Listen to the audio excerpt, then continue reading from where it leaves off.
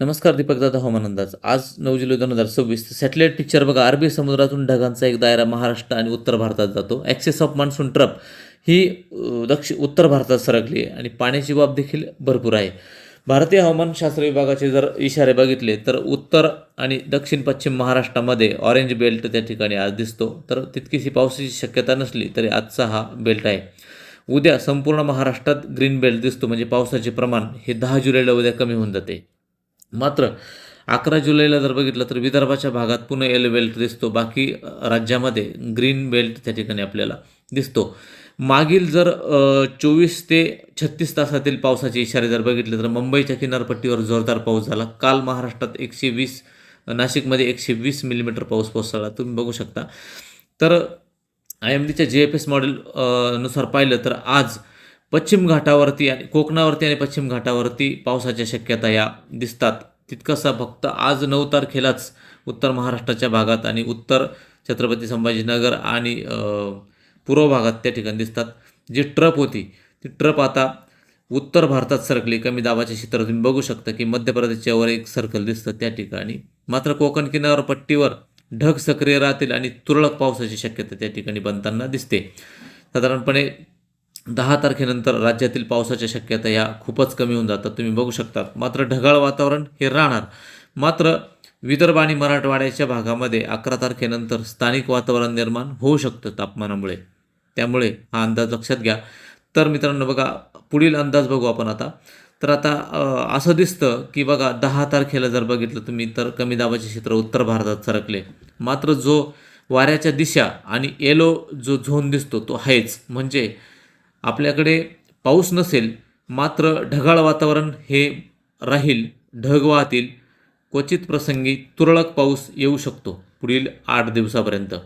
आता एक 22 नावाचं एक टायफून श्रेणीतले शक्तिशाली चक्रीवादळ हे प्रशांत महासागरात बनलं आहे.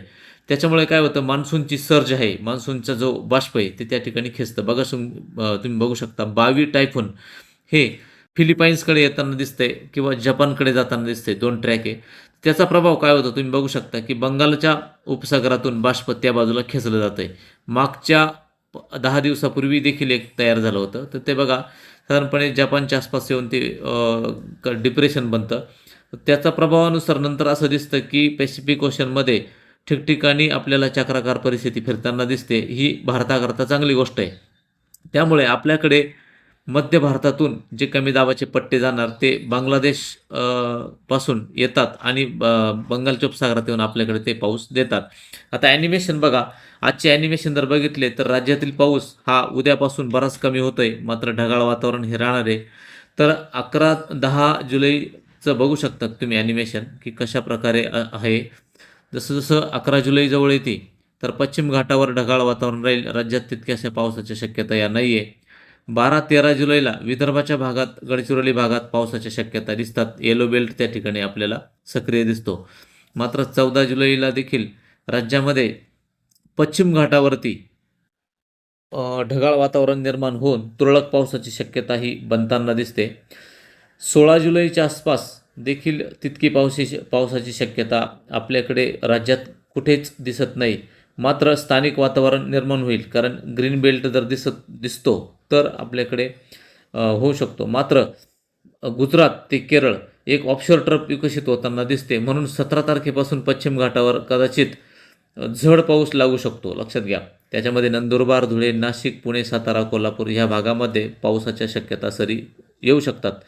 इकडे 18 जुलैनंतर जर बघितलं तर बंगालच्या उपसागरामध्ये जोरदार येलो आणि रेड बेल्ट दिसतो. कदाचित काहीतरी सिस्टम फॉर्मेशन होण्याची शक्यता आहे.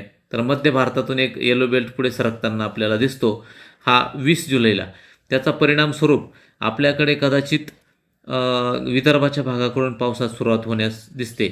इकडे कोकण किनारपट्टीवर जो पिवळी लाईन दिसते किनारपट्टीला बघा, त्याचा अर्थ असा दिसतो की सतत बाष्प येऊन ते बाष्प आपल्याला पाऊस देण्याची शक्यता आहे. हा अंदाज सगळ्यांनी लक्षात घ्या. थोडक्यात राज्यामध्ये आज पश्चिम घाटावर उत्तर महाराष्ट्राकडे थोड्याफार पावसाच्या शक्यता दिसतात. त्यानंतर उद्यापासून चांगली मोकळीक असेल. मात्र वाऱ्याचा स्पीड हा पुढील 5 दिवस हा 30 ते 40 किलोमीटर प्रति तास असेल. हा अंदाज सगळ्यांनी लक्षात घ्या. पावसाचे प्रमाण हे 15 तारखेपर्यंत त्या राज्यात सहसा कुठे दिसत नाही जास्त इतके. परंतु विदर्भ मराठवाड्यात स्थानिक वातावरण निर्माण होऊ शकते आणि पश्चिम घाटावर पश्चिम बाजूने तुरळक सरी येऊ शकतात. हा अंदाज सगळ्यांनी लक्षात घ्या.